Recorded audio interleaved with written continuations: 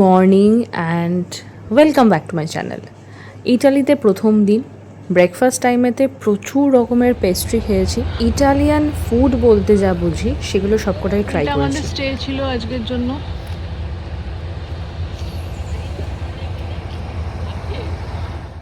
আজকের দিনটায় মনে হয় সব থেকে বেশি খুশি হয়েছে আমাদের কোঅর্ডিনেটর, কারণ টাইমে আমরা রেডি হয়ে পৌঁছে গেছিলাম বাসের কাছে। জার্নিটা 3 ঘন্টার।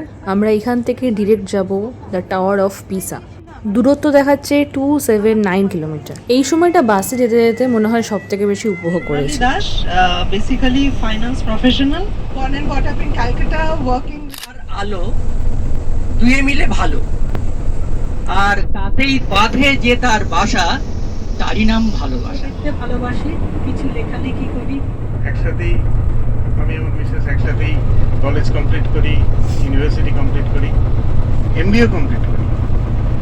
কমপ্লিট করার পর আমরা একসাথে সংসার জীবনও করছি। Good morning everybody, a very good morning. আমি অনুরাধা ভট্টাচার্য। আমার তো ইন্ট্রোডাকশন দিয়েই দিল। আমিও ব্রাউন অ্যান্ড বটম দুর্গাপুরে। Durgapur is a very nice place. এখানে একজন ওখান থেকে ইঞ্জিনিয়ারিং পাশ করেছে। সেই কথাবার্তার নিরিখে আমি বললাম, আমি কিন্তু একদম হাজবেন্ড মেটেরিয়াল বলে দুনিয়ায় যেটা হয়, তুমি এখানে নিয়ে চলো, এই করো তাই করো সেই করো, এখানে যেতে হবে ওখানে যেতে হবে, আমি কিন্তু আগে হাত তুলে দিচ্ছি, আমি এসব কিছু কোনোটাই পারবো না। তুমি আগে ডিসিশন নাও, চিন্তা করো, তুমি ভাবো, আমার ভাবার কিছু নেই। এবং আমার মতো একটা মানে হাত পাতলাটে মানুষের সঙ্গে এমন একজনের বিয়ে হয়েছে, মোটামুটি সমস্তটা সামলে দেয়, আমায় কোনো কিছু চিন্তা করতে হয় না। ওই তথাকথিত যে হাজব্যান্ড ওয়াইফের তুমি এটা করবে না, তুমি কিন্তু এটা এখানে যাবে না, ওখানে তাকাবে না, এরকম কোনো ব্যাপার এখনো আমাদের মধ্যে সেই জিনিসটাকে রেখে আমি সবার আগে বলেছিলাম যে বন্ধুর মতো বাঁচবো, সেটা শেয়ার করতে যদি রাজি হও তবে এসো। প্ল্যানটা কিন্তু আমাদের গাইডের। সে হঠাৎ করে বাসে বলল যে আমরা এত দূর জার্নি করছি, তো সবাই সবাইকে চিনি, সবাই সবার সম্পর্কে কথা বলি, নিজেদের সম্পর্কে বলি, মেলামেশা করি। এই করতে করতে আমরা পৌঁছে গেলাম পিসার কাছে। এই বারটাতে চলো, ওটো পেছনে উঠে পড়ো। একটাতে 4 জন হয়ে যাবে, 5 জন হয়ে যাবে, উঠে পড়ো। Last one.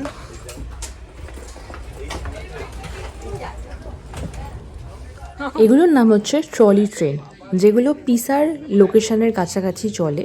স্ট্রিট ট্রেনও বলা হয়, বেশ পপুলার এখানে। রুট যদি বলা হয় তাহলে দেখা যায় যে পিসা টাওয়ারের আশেপাশে যে ওল্ড টাউন এরিয়া আছে তার মধ্যে দিয়ে যাতায়াত করে। তো শুরু হয় ভায়া সান্টা মারিয়া থেকে, সেখান থেকে পিসার যে টাওয়ার আছে সেই অবধি যেতে পারে।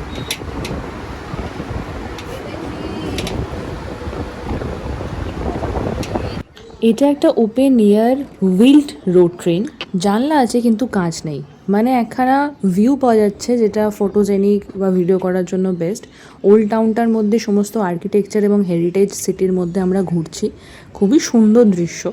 এবং এই করতে করতে আমরা প্রায় পৌঁছে গেছি হেলানো টাওয়ার পিসাতে।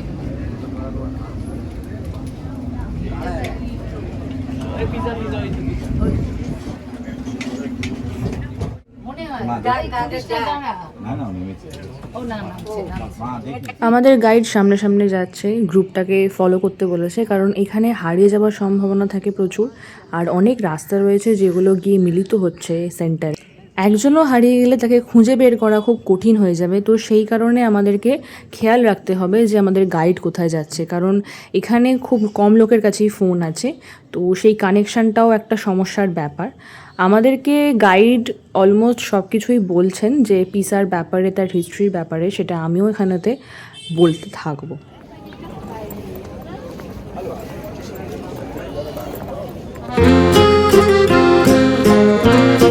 লিনিং টাওয়ার অফ পিসা, যেটা 1173-তে তৈরি হতে শুরু করেছিল। 200 বছর লেগেছিল পুরোটা তৈরি করতে।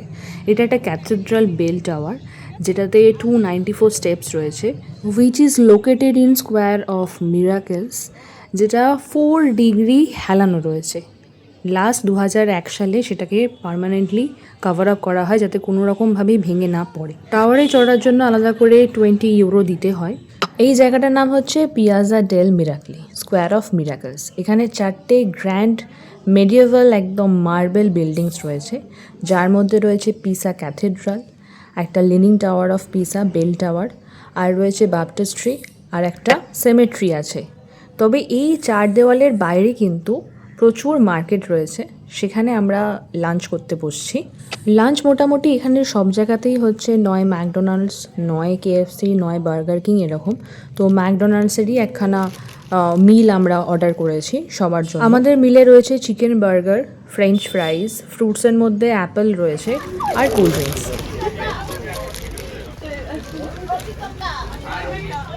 স্কোয়ার অফ মিরাকেলের বাইরে প্রচুর শপ রয়েছে যেগুলো লোকাল শপ বলে, তবে একটা জিনিস দেখলাম সেখানে বেশিরভাগই বাংলাদেশি তারা শপগুলো ওনার।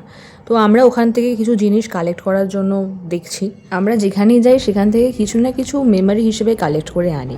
তো সেই মতোই এখানে দেখছি যে কি কি আছে, অনেক কিছু আছে, ব্যাগস, ড্রেসেস রয়েছে, প্রচুর পোস্ট কার্ড, ম্যাগনেটস, হ্যাটস রয়েছে। তো তার মধ্যে থেকে কালেক্ট করছি। তোমার নাম কি? রাজীব দাস। আচ্ছা, তুমি কতদিন এখানে দোকান তোমার?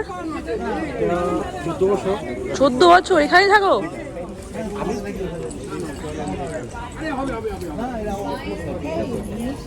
বলো। আফটার লাঞ্চ আমরা স্কোয়ার অফ মিরাকেলে ঘুরছি। তবে একটা জিনিস দেখলাম, সেখানে প্রচুর মানুষজন ভিড় করে আসছে। বেশিরভাগ ছবি তোলে লিনিং টাওয়ার অফ পিসার সাথে। তবে প্রত্যেকটার যে আর্কিটেকচার, মেডিয়েভাল সময়কার বিল্ডিংসগুলো রয়েছে মার্বেল দিয়ে তৈরি করা, সেগুলো কিন্তু অনবদ্য। ইউনেস্কো তাই একে ওয়ার্ল্ড হেরিটেজ সাইট বলে ঘোষণা করেছে। আমাদের এখানে ঘোরা মোটামুটি শেষ হয়ে গেছে। আমাদের গাইড ওখানেতে দাঁড়িয়ে আছে ট্রলি ট্রেনের জন্য। ইটালিয়ান সিটি ঘুরছি আমি। আমার ছোটোবেলার একটা ঘটনা মনে পড়ে গেল, সেটা হচ্ছে আমার এক জেঠু, তিনি কিন্তু ছোটোবেলা থেকেই আমাকে দেখে বলতো তুই কিন্তু ইটালিয়ান। অবশেষে আমি ইটালিতে এসে পৌঁছেছি। তো ইটালিয়ানদের মাঝখানে ঘোরার সুযোগ পেয়েছি। Our trolley train has arrived. এরপর আমরা উঠে পড়বো ট্রেনের ভেতরে।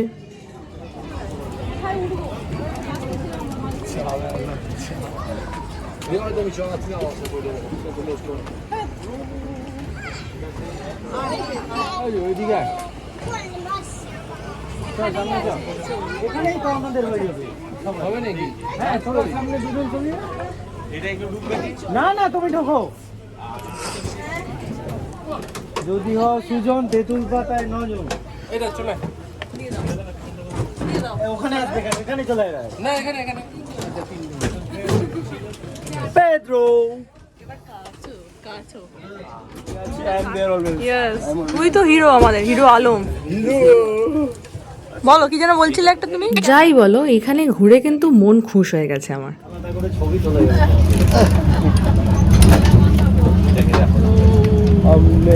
জ্যাকেটটা তোর কাছে তো? পিসার ওল্ড টাউন আমরা ঘুরতে ঘুরতে চলেছি। বিভিন্ন দোকান পাট, এখানকার বাড়ি ঘর সব কিছুই অন্যরকম, আমাদের দেশের থেকে অনেকটাই অন্যরকম। সব থেকে বড় কথা হচ্ছে ভীষণ পরিষ্কার জায়গাটা, আর সেটাই হচ্ছে আমাদের বেশি টানে। বাড়িগুলো অসাধারণ দেখতে, তার সাথে রাস্তাঘাট রয়েছে, তো পুরোটাই একটা চোখের জন্য খুব ভালো। এই যে ভিডিওটি দুজন দেখছেন তাদের বয়স কিন্তু 55 ঊর্ধ্ব, আর তারা এখানেতে জাস্ট হল্ট করেছে আমাদের মতোই। তারা যাচ্ছে লং ড্রাইভে। দুটো বাইক দেখলেন তো মারাত্মক রকমের, সেগুলো চালিয়ে যাচ্ছে। সেটা আমরা আমাদের দেশে অন্তত ভাবতে পারি না। তো আমাদের স্টপেতে আমরা এখানেতে কফি ট্রাই করছি। এই ভিডিওটা আমি নেব তোমার থেকে পরে। হ্যাঁ, কি গো জয়দীপ, কার্ডে দেবো না এতে দেবো? কার্ডেই দেবো। সুন্দর বাড়িগুলো। আবার আমাদের যাত্রা শুরু হয়ে গেছে, হতে হতে সন্ধে হয়ে গেছে। সব থেকে অপূর্ব দৃশ্য হচ্ছে সেই যাত্রাপথে আমরা একটা ফুল মুন দেখেছি। এত বড় সাইজের চাঁদ মনে হয় আমাদের এখান থেকে অতটা দেখতে পাওয়া যায় না, বাট অসাধারণ নৈসর্গিক দৃশ্য। তার সাথে সন্ধে হচ্ছে, এদিকে সূর্য নামছে, ওদিকে বিশাল বড় চন্দ্রিমা যেটাকে বলে। তো আলাদাই একখানা সেই কি বলবো, সেই ভ্যাম্পায়ার স্টোরির মতো লাগছে। আজকে সন্ধ্যা হওয়ার সময় বুঝতে পারলাম কেন যত ভূতের সিনেমা, যত ভ্যাম্পায়ারের সিনেমা এখানেই শ্যুট করা হয়।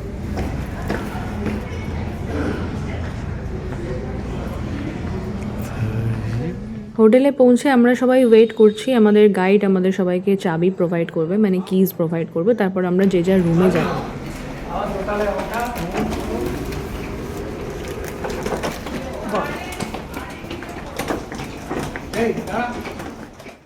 এটা হচ্ছে আমাদের রুমে যাওয়ার রাস্তা।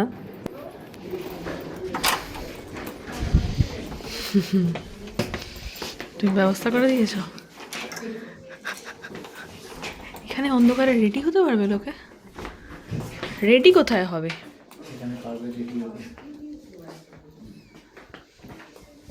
সো এটাই আমাদের স্টে আজকের দিনের জন্য। তবে অন্যান্য জায়গার রুমের থেকে এই রুমটা যথেষ্ট ছোট, মানে বাকি যেগুলো দেখিয়েছি আপনাদেরকে অন্যান্য হোটেলে, সেই তুলনায় অনেক ছোট। পবন